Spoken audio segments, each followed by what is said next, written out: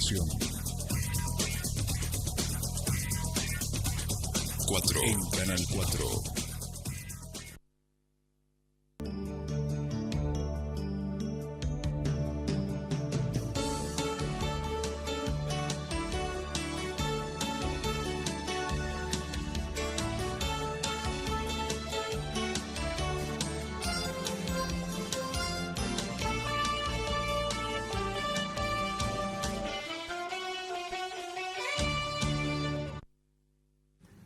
Bueno, ¿qué tal? Buenas noches, ¿cómo están ustedes? Como todos los jueves, nuestro programa Aquí Ahora Salud.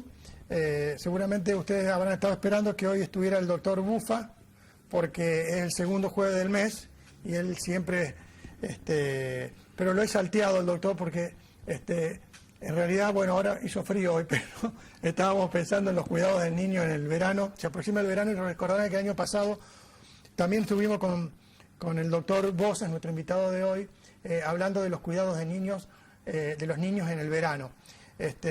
Bueno, se está acercando el verano y decidimos convocarlo al doctor para que nos hablara un poco sobre eso. Así que, ¿cómo estás, doctor? Buenas noches, ¿cómo te va, Rico? Bien, gracias por venir. Bueno, como acabo de decirles, el tema de hoy va a ser sobre eso, ¿no? Sobre el cuidado de los niños en el verano. Antes de meternos en tema, vamos a hacerle al doctor la invitación que le hicimos días pasados a todos los médicos que estuvieron viniendo últimamente al programa, y es preguntarles un poco, primero que nos cuenten quiénes son, porque normalmente no presentamos al médico tal cual es, ¿no? A la persona que tiene la investidura de médico en este caso, quién es, de dónde viene, y por qué decidió estudiar medicina, por qué le ha gustado la pediatría. Así que, Gabriel, te advertí que te iba a sorprender con una pregunta, así que deberías estar preparado. Vos sobre todo que no sos de acá. Bueno, mi nombre es Gabriel Bosa, yo nací en la ciudad de La Rioja y a los 11 años me fui a estudiar al Liceo Militar General Paz de la ciudad de Córdoba y a partir de ahí continué todos mis estudios en la ciudad de Córdoba. O sea, que a los 11 años te fuiste de tu casa. Y me fui de mi casa a los 11 años, hice la secundaria en el Liceo Militar General Paz y después ingresé en la Facultad de Medicina. Terminando mis estudios de medicina conocí a mi señora, que es de San Francisco, y cuando terminé mi especialidad me casé y me vine a vivir a San Francisco. Eso hace aproximadamente 23, 24 años. ¿Y cuándo te diste cuenta que querías ser pediatra? Yo tengo la particularidad que tengo mi mamá que es pediatra, mi papá que es pediatra y mi hermana que es pediatra, y yo soy pediatra. ¿Fue como mandato familiar o como elección? ¿Vos qué pensás? No sé, todavía no tengo bien claro cuál es la razón por la cual nos inclinamos a esto, pero... Y tengo una sobrina que es pediatra, hija de mi hermana pediatra. ¿Tus papás todavía ejercen? Mi papá falleció y mi mamá no ejerce más. Ejerce mi hermana en el sector de la salud pública. Tiene 70 y pico años todavía. Claro. Así que esa es cortita tu trayectoria. Sí, no hay grandes cosas. De ahí solamente hago esto. No se hace otra cosa. Sí, lamentablemente los médicos no sabemos otra cosa que medicina. Escúchame, ¿y qué particularidad le ves vos, que seguramente nos podés decir, porque yo lo podría decir desde mi experiencia con adultos, pero vos desde tu experiencia con niños pediátricos, con niños, no con niños pediátricos, con niños, ¿cuáles son las particularidades de la medicina hecha en pediatría? El problema acá es que el pediatra tiene dos funciones. Y una función es asistir al niño de la mejor manera posible. Pero a su vez, transmitir a los padres los cuidados que tiene que recibir ese niño. Entonces, el niño tiene que recibir los cuidados y vos tenés que instruir un tercero que aplique los cuidados sobre ese niño. Entonces tenés que ser claro, tenés que ser directo y todas tus indicaciones no tienen que quedar libradas a ninguna duda para que no existan malas interpretaciones. Entonces, y ese cuidado a su vez, esas indicaciones tienen que transmitirle los padres a todos los cuidadores de ese niño, porque generalmente un niño pequeño tiene varios cuidadores, entre familiares que apoyan el cuidado, niñeras que recibe la asistencia de ese niño. Entonces la información tiene que ser directa para que no haya error en las indicaciones. Entonces muchas veces las enfermedades tienen un proceso. Y en ese proceso hay que ver en qué momento de ese proceso vos asistís al niño en la consulta. Y tenés que advertir a los padres la evolución de ese proceso para no crear mayor angustia que la que tienen al tener un hijo enfermo.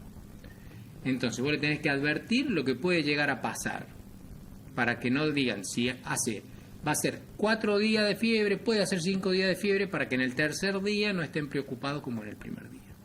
Claro. De esa manera pueden asistir al bebé con más tranquilidad, pudiendo prever lo que le puede pasar al niño en la evolución de ese cuadro. De esa manera, a su vez, tenés que advertir también cuáles son aquellas causas, razones o cambios en la evolución natural de lo que vos estás viendo que puede tener el niño de acuerdo a su patología, para que se advierta ante posibilidades de complicaciones que tienen que adelantar la consulta de control, o que no tienen que esperar el final de la evolución de la enfermedad y tienen que consultar antes, porque puede haber algún signo de alarma que te está informando de que no está evolucionando y puede haber una complicación, lo que requiere un cambio en las indicaciones. Entonces, uno tiene que medicar al niño por lo que ve en el momento del proceso, y tiene que saber que hay otra medicación que se da en caso de complicaciones, que aún dadas en la primer parte de la consulta no prevendría la complicación. Entonces, por ejemplo, el típico caso es el antibiótico en el cuadro gripal. En cualquier cuadro gripal, viral, uno busca acompañar al niño en ese cuadro, apoyando con medidas generales sin recurrir al antibiótico. Pero la complicación del cuadro inicial es la infección bacteriana, y ese sí requiere el antibiótico. Claro. ¿Podrías volver a explicarlo? Porque es muy importante lo que vos acabas de decir, porque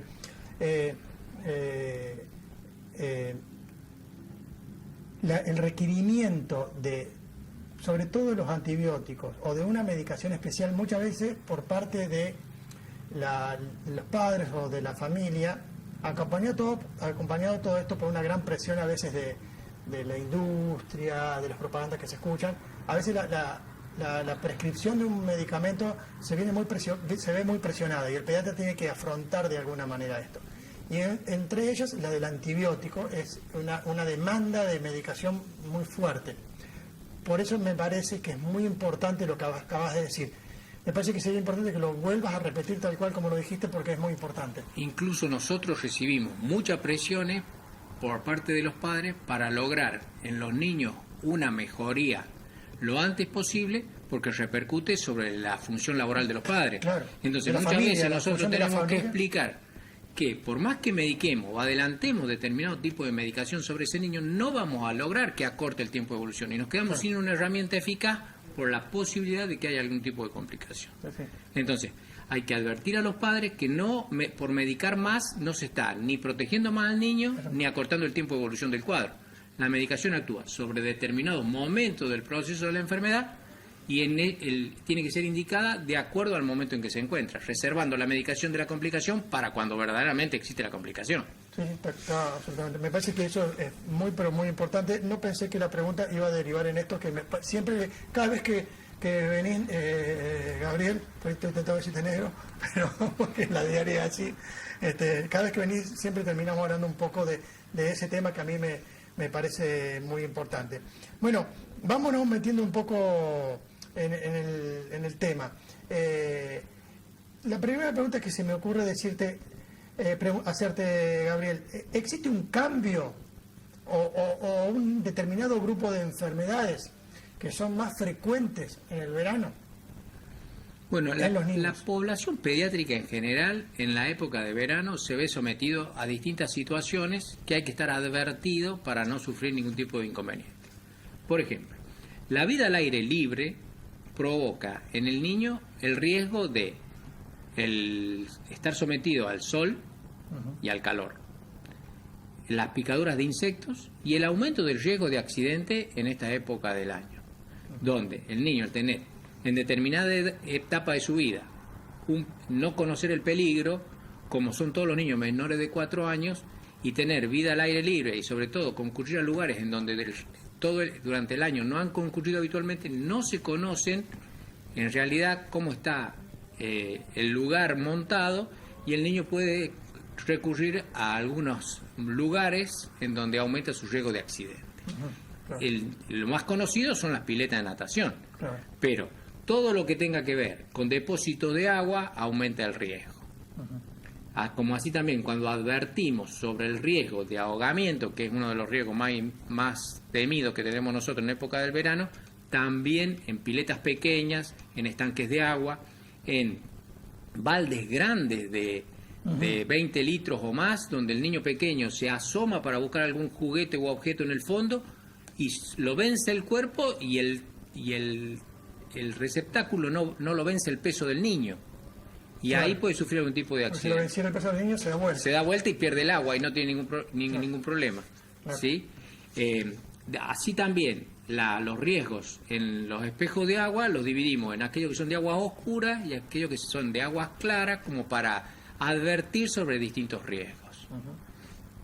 Todas las personas que están alrededor del cuidado de los niños tienen que estar advertidos de los riesgos y tienen que cumplir con una serie de requisitos mínimos, y son todos lógicos y de sentido común, para poder resguardar la buena salud de los niños. Antes de pasar a eso, que podrías después dar unas indicaciones prácticas, la pregunta que yo te hacía era más del orden de las enfermedades. Me parece que estuvo muy atinada tu respuesta, porque por ahí siempre nos vamos a las enfermedades y no hablamos de las cosas que son, como vos dijiste, del sentido común. Cuidados de ahogamiento, ¿no? Que no es una enfermedad en sí misma, pero es una digamos, un accidente grave, ¿no? Yo me referí un poco a un grupo de enfermedades que tiene mayor prevalencia, o sea, que se dan con mayor frecuencia en la época estival. Dentro de las enfermedades, que todo depende de lo mismo, son las insolaciones o golpe de calor, las quemaduras superficiales de la piel por exposición al sol sin el cuidado correspondiente, los riesgos de deshidratación, Claro, frente a la misma causa, y otro grupo de enfermedades infecciosas como son las otitis externas, las conjuntivitis, las micosis, que pueden favorecer la humedad de las piletas. Para eso la mayoría de los papás son instruidos, están advertidos de cuáles son las medidas generales que tienen que tomar para prevenir este tipo de situaciones frente a sus hijos en el verano y cuando concurre a pileta de natación. O escuelas de verano, que también son muy frecuentes. Haciendo hincapié en esto que vos decís, todos los padres están instruidos, ¿no? La pregunta que se me ocurre hacerte, no cae de maduro, se desprende de lo que vos estás diciendo, que todo pediatra en su consultorio, llegado a esta época, debería hacer una educación de los padres, advertir a los padres, lo cual lleva mucho tiempo, y muchas veces en la diaria uno no está tan predispuesto ni con los tiempos suficientes. ¿Cuáles serían las mejores estrategias para que esta información llegue a los padres, y como voy a decir, que los padres estén lo suficientemente instruidos para que estos accidentes como accidentes que son evitables, se pueda llevar a cabo? Porque me imagino que la labor del pediatra en la diaria se hace muy, muy dificultosa. ¿Hay diseñadas algunas estrategias comunicacionales o de orden de la salud pública que se puedan llevar a cabo o que se llevan a cabo? Bueno, en muchos medios de comunicación, cuando llega esta época, se difunden en forma general todas las medidas precautorias que hay que tener para el cuidado de los niños en el verano. Y el pediatra, a su vez, muchos profesores y muchos cuidadores de niños en pileta de natación, escuela de verano, están advertidos y transmiten la misma información a padres y niños. Y el pediatra, en forma paulatina, va transmitiendo esa información y hace un poco de hincapié en aquella familia que tiene su primer hijo. Cuando ya ha advertido tiene otros hijos de distintas edades, esos padres ya de a poco han ido recibiendo, entre las advertencias, los medios de comunicación, la transmisión de la información que le hacen en pileta y escuela de verano, más lo que el pediatra le va informando y la experiencia propia en distintos veranos, que tienen que tomar algún tipo de medidas. Bien. En el diario local salió, no sé si este domingo o el domingo anterior, un artículo en el cual se refería a los deportes, la actividad física y demás, y los cuidados previos al inicio de la actividad deportiva y demás. Yo leyendo atentamente el artículo me llevó a mi niñez cuando yo era chico y recordaba que la mayoría de nosotros que íbamos a jugar al campito, a la pelota, era toda nuestra diversión, ¿no? O agarrar las bici, correr carreras en bici, y realmente nos agotábamos de una manera importante bajo el sol, nos deshidratábamos o no llegábamos a eso, pero volvíamos a casa colorados, muertos de sed, queríamos merendar porque estábamos muertos de hambre, todo lo que y no recuerdo nunca, ni que me haya pasado a mí, ni a mis hermanos, ni a mis amigos, que para hacer ese deporte, para ir a jugar a la pelota al campito, para ir a jugar a la pelota a defensores deportivos que ellos me habían llevado, que iba a jugar al básquet, me acuerdo que había empezado en Sportivo Belgrano y demás. No recuerdo que ni a mí, ni a mis hermanos, ni a mis amigos nos hayan llevado al médico antes de iniciar esa actividad no competitiva, no estamos hablando de evaluación predeportiva o precompetitiva, sino, como se llama ahora, evaluación preparticipativa, ¿no? Y uno se sorprende cuando lee todo esto y más aún se sorprende como que debería por lo menos tener un electrocardiograma. Lo digo esto porque como extremo, ¿no? Que se diga debería tener por lo menos un electrocardiograma. Yo la verdad que no pienso así. El progreso o lo que uno ha vivido lo marca por sí mismo. Quisiera que vos me des tu opinión, Gaby, en ese tipo de actividad, ¿no? ¿Cuáles son los cuidados que tiene que tener un padre y qué tiene que hacer? O sea, el nene va a la escuela de verano durante el verano, donde va a hacer natación, va a correr, va a jugar a la pelota, va a jugar... Y pareciera que ha llegado un momento de la medicina donde ese niño tiene que ir primero al médico. ¿Cómo lo vemos esto? Yo creo que esto se debe un poco a las responsabilidades de los cuidadores de esos niños, que tienen que tener determinado resguardo para garantizar que ese niño adviertan a través de determinado nivel de comunicación si hay algo que tienen que cuidar o hay algo que tienen que controlar. Muchos de estos niños que concurren en forma no competitiva a clubes o a hacer actividades generales o a hacer en escuela de verano, concurren al pediatra con una planilla. Y en esa planilla nosotros colocamos si hay llenamos algunos datos y colocamos si hay algo de riesgo que tenga que ser controlado por parte de los cuidadores. Nosotros tenemos muchas veces ya una historia clínica de ese paciente a través del conocimiento de haberlo controlado desde que nació y solamente advirtiendo si hay alguna cosa en particular como alergias o a picaduras o algún tipo de particularidad de ese niño en general, el resto no debería requerir ningún tipo de estudio complementario para hacer una actividad de esa naturaleza. Distinto es si ingresa a una actividad deportiva competitiva en donde los riesgos aumentan y de acuerdo a eso se tomarán algunas medidas generales, pero en sí para una actividad recreativa de verano no requeriría ningún tipo de estudio complementario según mi concepto. Bien, y aún la planilla esta que ustedes llenan, que uno podría estar de acuerdo o no, que sea requerida, yo en eso tengo mi postura, pero ha habido un cambio en la epidemiología, quiero decir, antes había más problemas de salud que ahora. Digo, antes, ¿por qué antes? Antes porque no se llenaba ninguna planilla, porque yo no me acuerdo que se haya llenado ninguna planilla, y ahora sí. Digamos, ¿se ve que ha cambiado la epidemiología, que hemos prevenido algo o sigue todo como siempre fue? ¿Cuál es tu opinión? Yo no considero que haya un incremento en las enfermedades ni en los accidentes. Sí considero que en estos momentos hay muchos más niños que concurren a tipo de actividades supervisadas en clubes, a través de las escuelas de verano, cuando termina la actividad escolar, como un proceso natural de aquellos padres que necesitan el resguardo de sus hijos en el momento en donde están trabajando. Claro.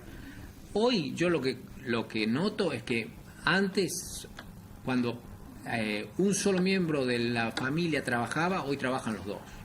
Y al trabajar los dos, necesitan que ese niño concurra a algún lugar en ese periodo de tiempo. Y eso hace que aumente el número de niños. Al aumentar el número de niños, aumenta el riesgo de cualquier tipo de evento o complicación o accidente. Pero una cuestión matemática de que hay más niños que van, hay más niños que corren riesgo. Hay más niños que se golpean, hay más niños que se caen, hay más niños que se... pero que no tiene nada que ver con la cuestión de eso. salud preventiva. Y muchas veces la tolerancia y la paciencia, que hoy ya no tenemos tanto como antes, hace que todos los mecanismos se movilicen hacia protegerse de algún tipo de responsabilidad. Claro, probablemente el tema venga más por ahí que por una necesidad. Porque a nadie le gusta llevar a su hijo a una escuela de verano y que lo llamen a media tarde, que tienen que el servicio de emergencia lo está llevando a un centro de salud porque sufrió una lastimadura, porque sufrió una lesión. Está bien, claro, pero esa lastimadura, esa lesión no se previene con un examen médico previo, son accidentes para nada. Bueno, vamos a ir a un corte y enseguida volvemos.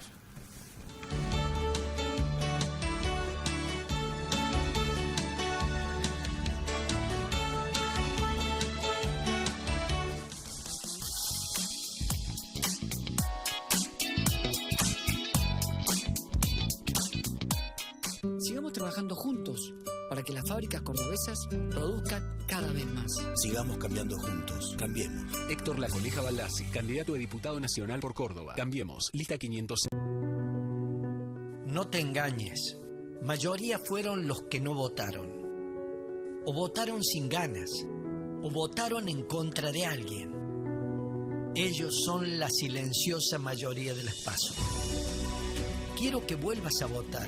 Que se promulguen leyes que controlen a quienes gobiernan y cuiden a la sociedad. Dale, volvé a creer, volvé a votar. Aurelio García Elorrio, María Rosa Marcone, candidatos a diputados nacionales por Encuentro Vecinal Córdoba, lista 217, Distrito Córdoba. Bowie, colección primavera-verano 2018. Lo que se viene, lo que se viene. Todos los días 15% de descuento con Banco Macro. Los viernes 20% de descuento con Banco Nación. De jueves a sábados, ahora 12 con todas las tarjetas. Bowie, primavera-verano 2018. Seguinos en Facebook.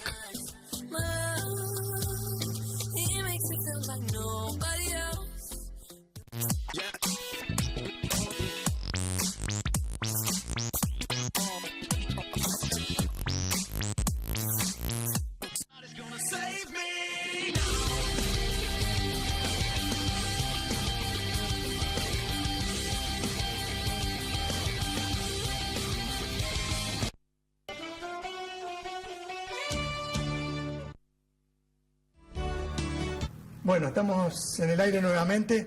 Ya que empezamos a hablar un poco de la evaluación preparticipativa, que queda claro, por lo menos yo voy a decir esto y corre por mi responsabilidad, que es más que suficiente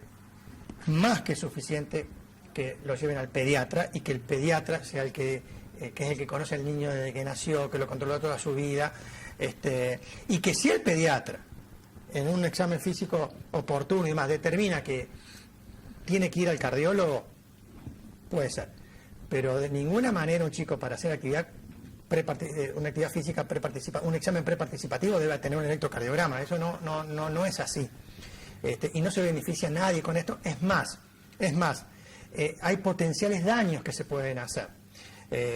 Los otros días salió un artículo, lo voy a contar a esto, en cuanto a la valoración prequirúrgica, ¿no? De hacer una valoración prequirúrgica o pedir exámenes complementarios en una valoración prequirúrgica, por ejemplo para un niño, que es de rutina que un niño sea llevado al cardiólogo para hacer una evaluación cardiovascular prequirúrgica.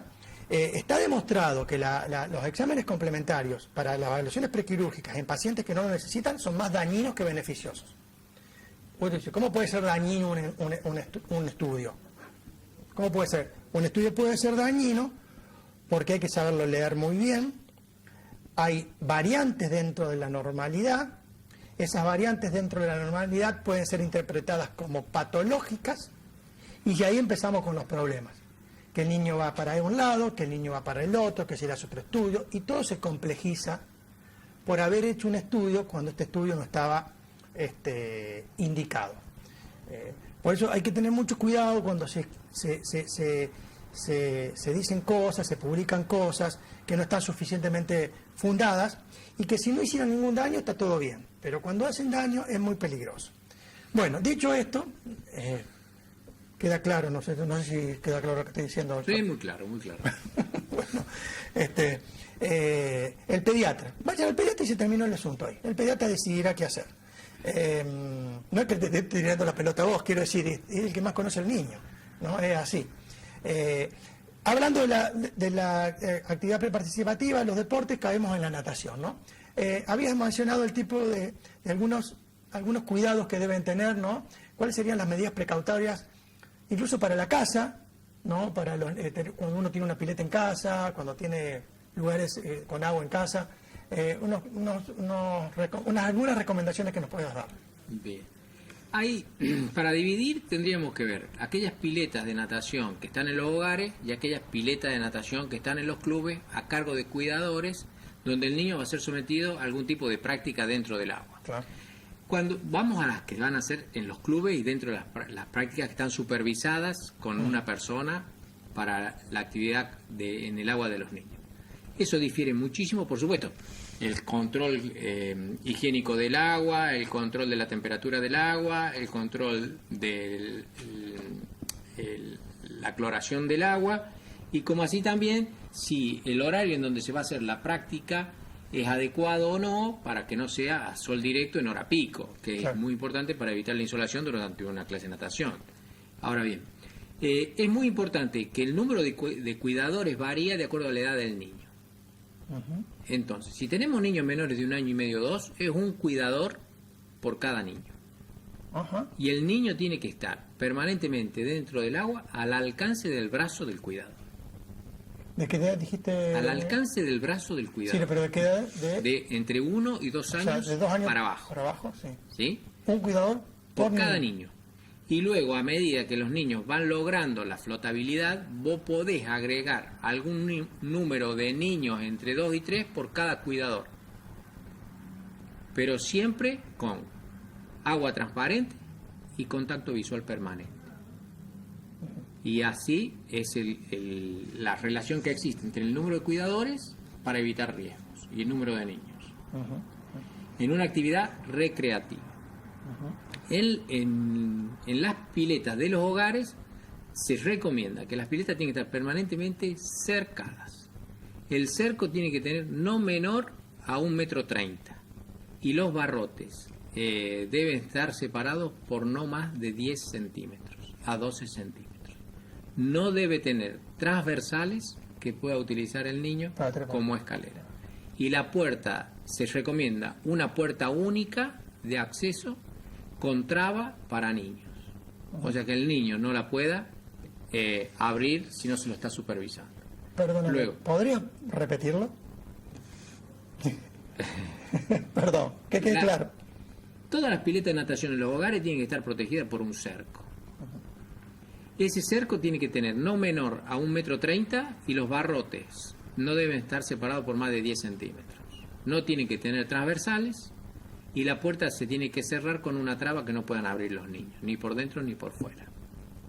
Se recomienda no poner ningún elemento cercano a la reja, ni banco, ni silla, ni nada que el niño pueda utilizar como escalera. Se recomienda que en el momento en que el niño no está dentro de la pileta, no haya ningún objeto flotando en la pileta que pueda llamar la atención del niño y el niño pueda tener la idea de ir a buscarlo, como son los juguetes y todos los juguetes inflables que dejamos en la pileta cuando sacamos los niños. El cuidador tiene que ser una persona que esté físicamente apta para socorrer al niño por cualquier circunstancia dentro de la pileta. Claro, ya sé a qué te referís, la abuela. El abuelo, la abuela, todas esas personas tienen que tener cierto grado de habilidad física o estar en condiciones de auxiliar al niño. Claro. Se recomienda que estén preestablecidos en los aparatos de comunicación, teléfonos fijos, inalámbrico, celular, los números de los servicios de emergencia en caso de que sucediera algo. Uh-huh. Y hay que estar permanentemente con contacto visual con esos niños en la pileta, no distraerse. Como así también los cuidadores dentro de los clubes tienen prohibido utilizar teléfono, tomar mate o leer el diario.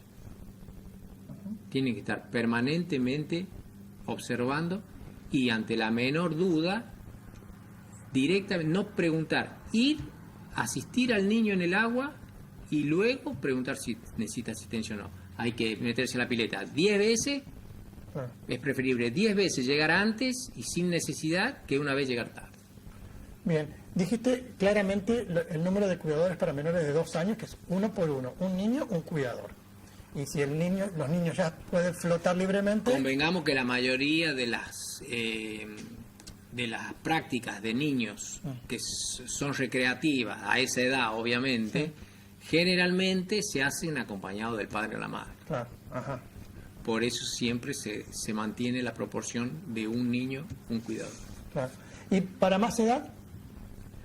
Para más edad, vos podés, en la medida que el niño va siendo más grande y logra determinados niveles de flotabilidad dentro del agua, vos podés aumentar el número de niños por cuidador, pero no más de 2 o 3 si el niño es menor de 4 años.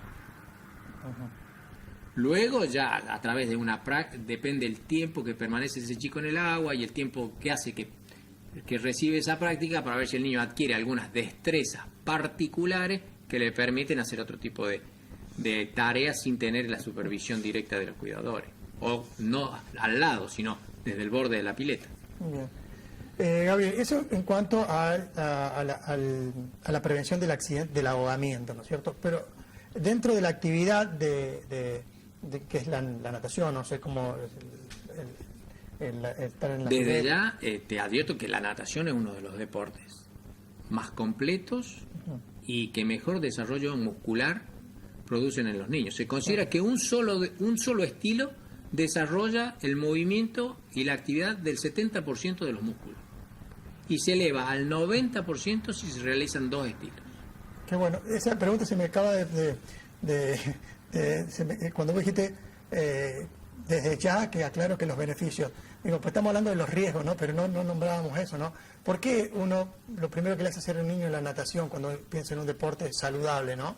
Y dentro de los beneficios que tiene la natación es permitirle al niño tener, en caso de accidente, algún tipo de herramienta que pueda permitirle a él sobrellevar algún tipo de actividad, movimiento, flotación o desplazamiento que le permitan mantenerse a flote hasta que logre la asistencia correspondiente. Uno nunca sabe cuándo eso va a ser requerido y siempre es importante que el niño más entrenado en el agua es el niño más protegido.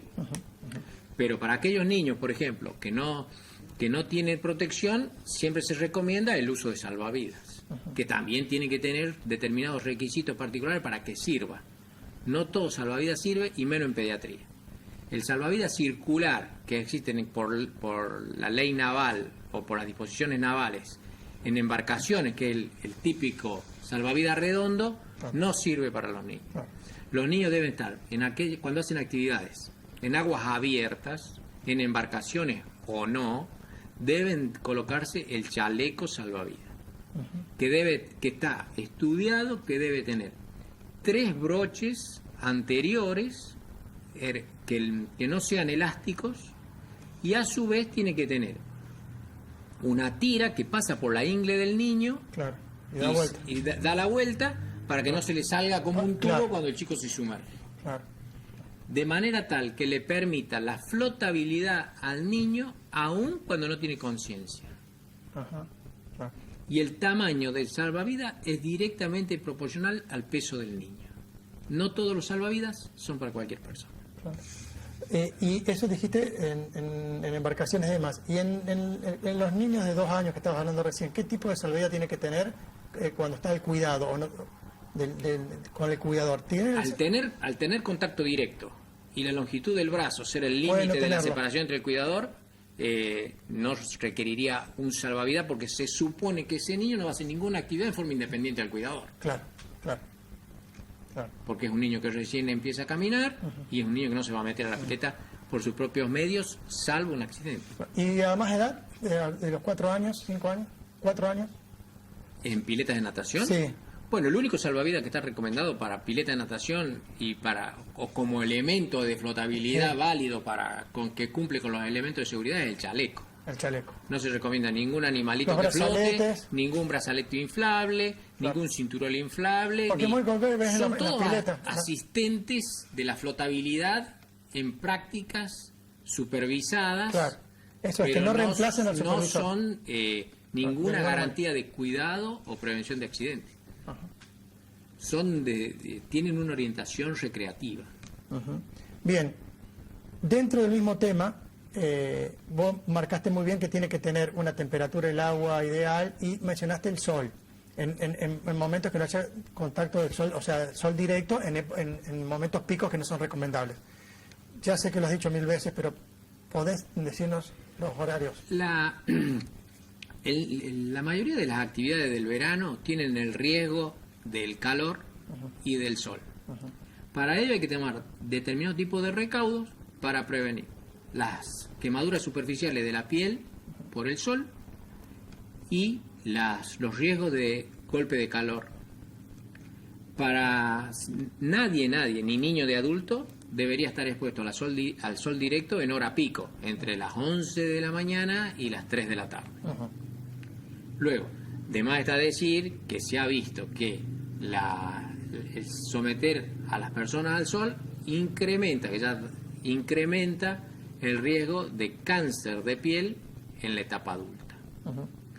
Y aquellos niños o aquellas personas que han sufrido en su etapa de juventud o niñez quemaduras solares ampollares incrementan más del 50% el riesgo de cáncer de piel en la etapa adulta. Por ende, está consensuado que los factores de protección de la piel se deben colocar en todos los niños mayores de 6 meses. Ningún niño menor de 1 año debe ser sometido al sol. Todas las personas se agarran la cabeza cuando programan una vacación con un niño menor de 1 año y uno les advierte que no puede estar al sol. Claro. Entonces, cuando uno como padre... Pero no puede ir al sol ni protegido, con gorra, con vestimenta. Ni protegido el menor de 1 año. Bien. Sí puede cruzar una calle, hacer unos metros al sol con determinada protección, no hay ningún problema. Claro. Pero no ir a la playa sin cuidados en un menor de 1 año no se recomienda. Ni aún bajo una sombrilla. Ni aún bajo una sombrilla. Sí puede estar retirado de la playa, retirado de los espejos de agua, porque se sabe que los riesgos de quemaduras solares están incrementados por los espejos de agua y las arenas. Entonces, tenés que ir a un lugar más interno dentro del lugar donde te encuentres, ni de la arena, donde ni el del niño mar. tenga un confort adecuado en cuanto a la protección de la luz solar y a la temperatura. Claro, lo que no es... Porque te arruina las vacaciones si le pasa algo al chico. Claro, aparte, más allá que te arruina la vacaciones, le pasa algo al chico. Escúchame. Que existen, para que quede claro esto, existen 2 tipos de protecciones solares. Justo eso te iba a preguntar, de protectores solares. Aquellos que son mecánicos, que es una barrera, que muchas veces se ven aquellas personas en el verano que tienen manchas blancas, protectoras en la parte de los pómulos, la nariz. Sí. Esos son protectores mecánicos. Es una barrera que se coloca para que el sol no penetre. Y aquellos que son químicos, que son la mayoría de lo que nosotros disponemos en la farmacia. Esos protectores químicos que se recomiendan de factor 15 para arriba producen una protección que no tiene la barrera mecánica propia, por lo cual se recomienda, que esto es algo que mucha gente no sabe, que tiene que ser colocado 30 minutos antes de la exposición al sol. Que tiene que ser renovado, que el efecto dura entre 2 y 3 horas, que tiene que ser renovado, y más aún si se mete al agua. Claro. Eso es importante. Y siempre el protector solar va antes que el repelente. También vamos a hablar de los repelentes. Y hay que... Generalmente lo aplican los adultos y no se le permite al niño que lo aplique solo al protector. Tiene que ser una aplicación asistida. La otra cosa que tiene que estar protegido con... protegerse la cabeza con algún cobertor, un gorro, un sombrero o lo que quiera. Y a su vez, lo que hay se ha desarrollado mucho son aquellas prendas de vestir con protección UV. Ajá. Ahora, ¿y eso? Eso es muy importante. Son unas remeras que vienen con telas especiales, que son manga larga y que protegen a los niños. Ultravioleta. Escúchame, hablaste de los protectores solares, y hablaste de la farmacia y demás. ¿Hay algún tipo de protector solar de tipo natural que no sea, digamos, de la industria? La sombra. La sombra. Voy tus cosas. Bueno, no conocí ninguna palabra. No, está bien. ¿Y en las diferentes edades es lo mismo? Sí, lo que varía es el valor del factor de protección, que puede que varía, pero generalmente se considera que por encima de 30 a 40 son todos bloqueadores iguales. Bien. ¿Hay algún caso especial o existe un individuo especial en el cual el protector solar esté contraindicado, que no se lo pueda poner? Aquellas personas que tienen algunas enfermedades particulares de la piel, que no deban recibir, aquellas personas que tengan heridas o estén sufriendo algún tipo de lesión inflamatoria de la piel. Bueno, vamos a ir a un... Y obviamente los menores de 6 meses. Gracias, Javi. Vamos a ir a un corte, enseguida volvemos.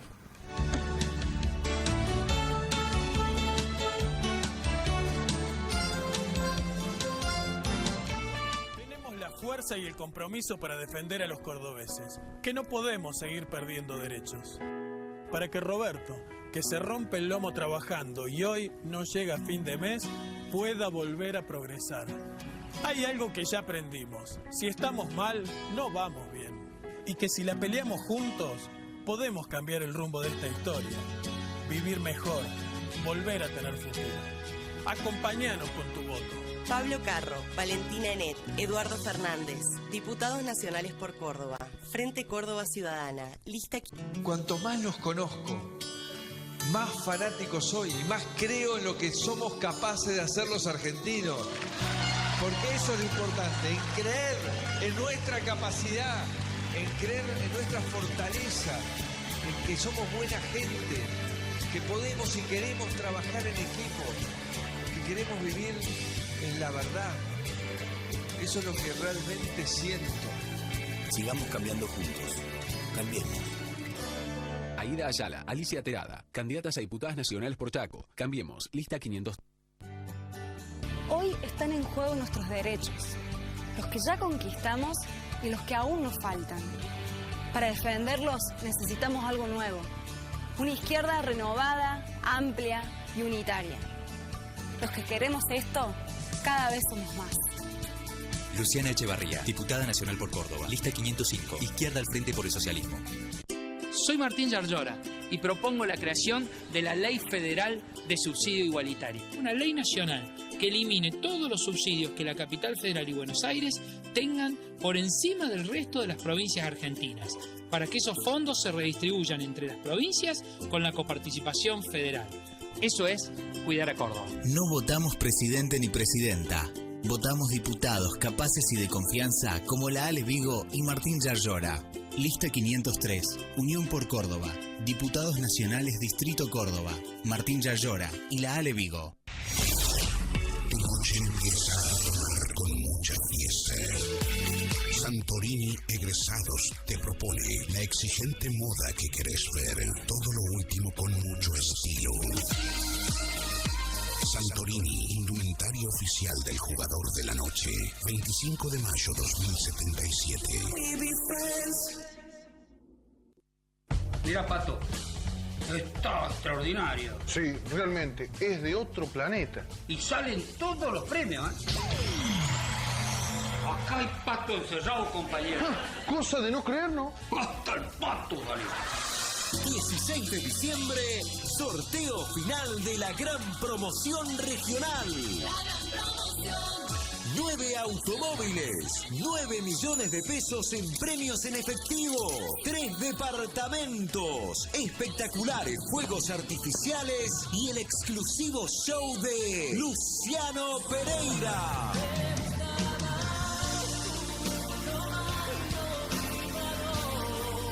La gran promoción regional es de otro planeta.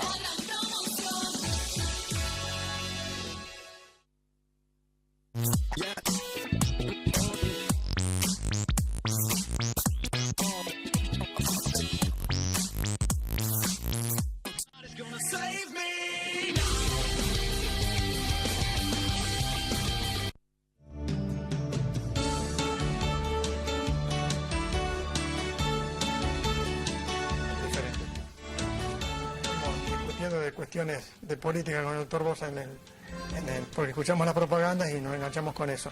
Bien, antes de seguir, doctor, tengo un mensaje para usted que dice lo siguiente. Un saludo, por favor, al doctor Bosa. Le salvó la vida a mi hijo hace 12 años, Matías Bustos. Muy agradecida está la familia por la vocación que tiene. Bueno, muchas gracias. Y después otro mensaje también para vos, bueno, me involucra a mí, saludo enorme para los doctores Rigo Bocanegra y Gabriel Bosa de parte de la familia Bovero.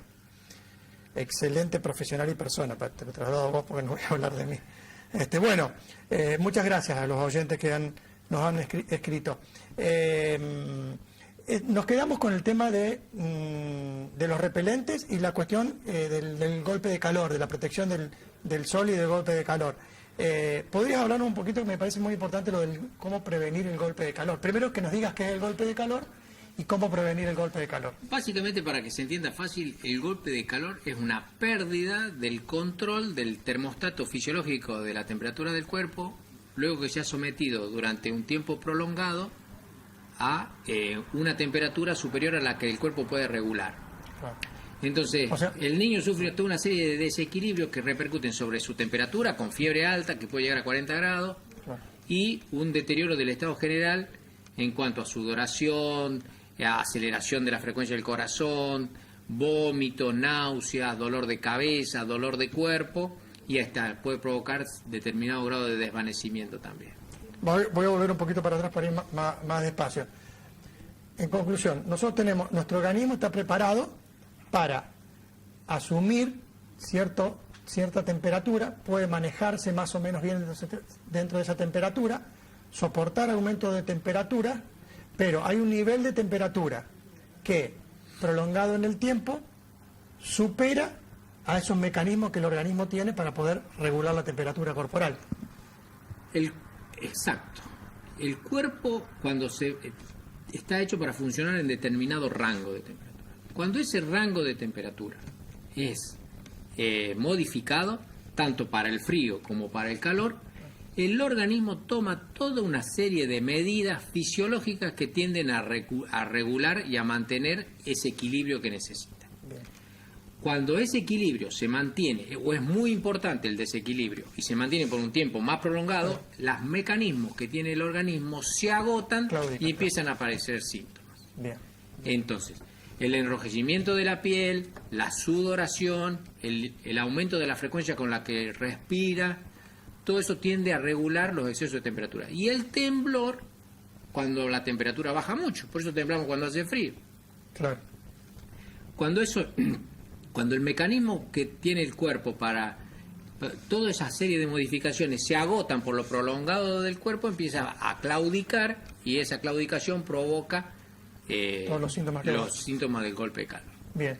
Se considera que una actividad por debajo de los 26 grados se puede realizar sin ningún inconveniente en buen estado de salud.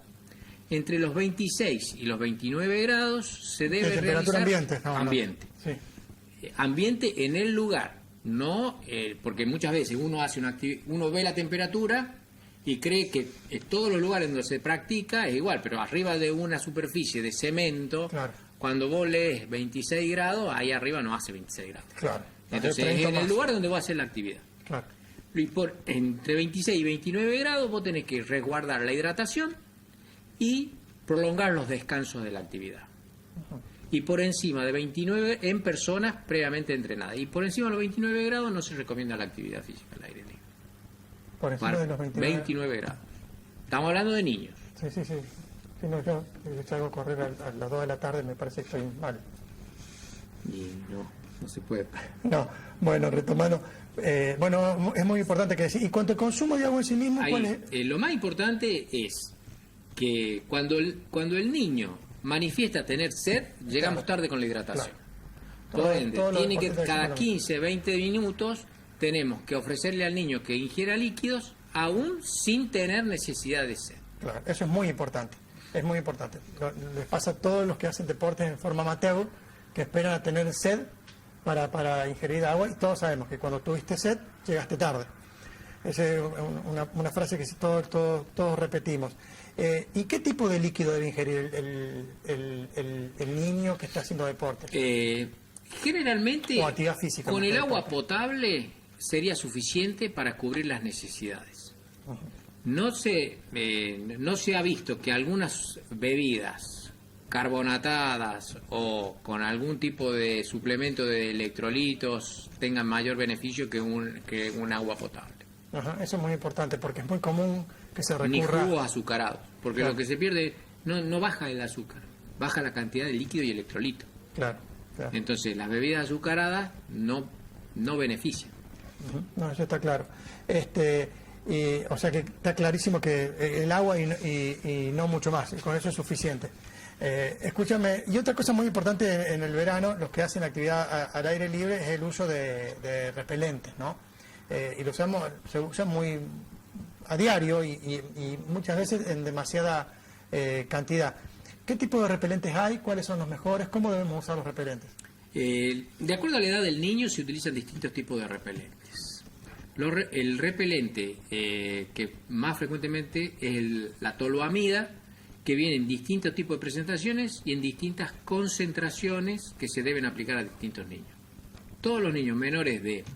Se ha modificado un poco la indicación de los repelentes cuando encontramos en época del año y en zona epidémica de enfermedad transmitida por el mosquito. Claro.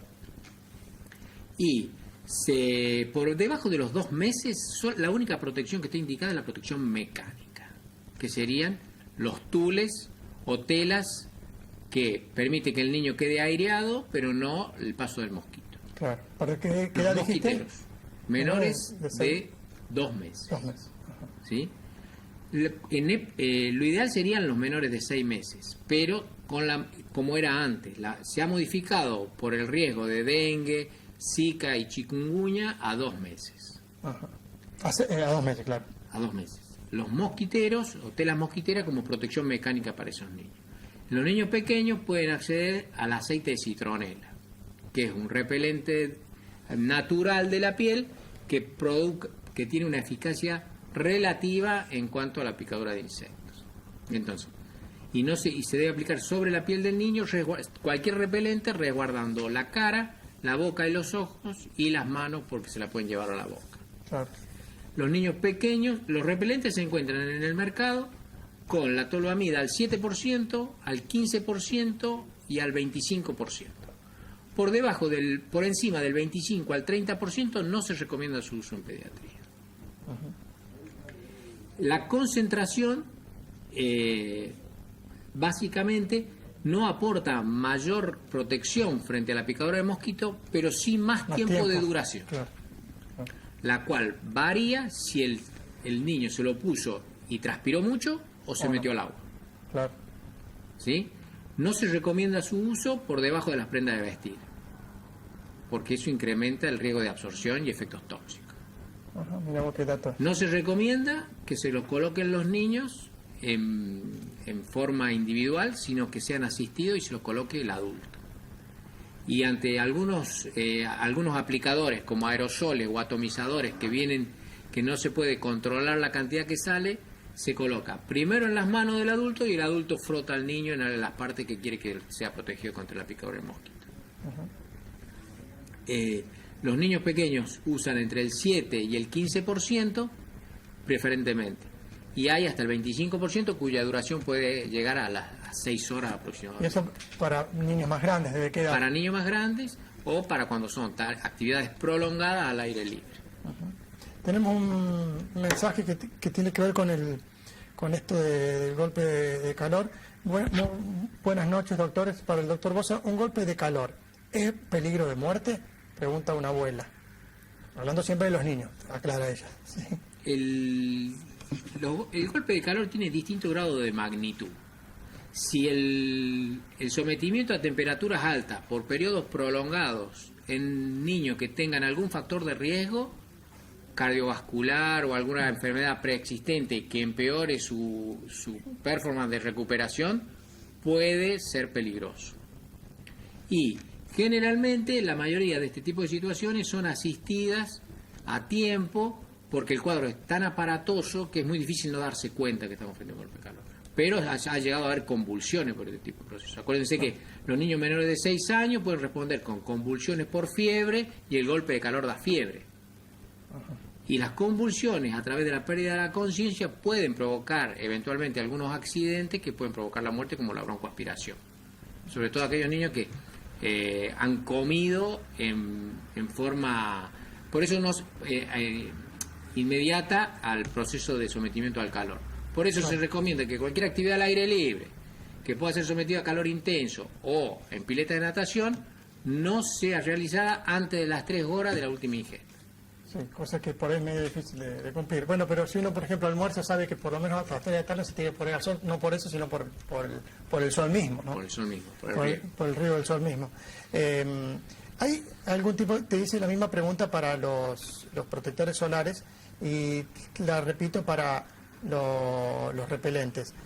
¿Hay algún tipo de paciente, de paciente en particular o de individuo en particular? Porque no, esto de llamar pacientes a todo el mundo es una cuestión de comercio médico, pero de individuos o de niños que en el cual el repelente esté contraindicado.